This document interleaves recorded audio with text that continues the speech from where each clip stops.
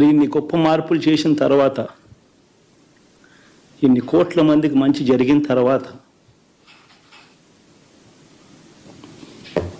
మరి అభిమానం ఏమైందో, ఆప్యాయత ఏమైందో తెలీదు.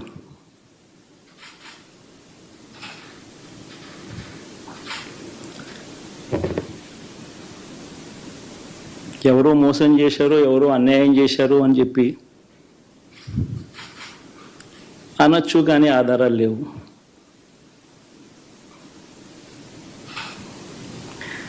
ఏం జరిగిందో దేవుడికి తెలుసు.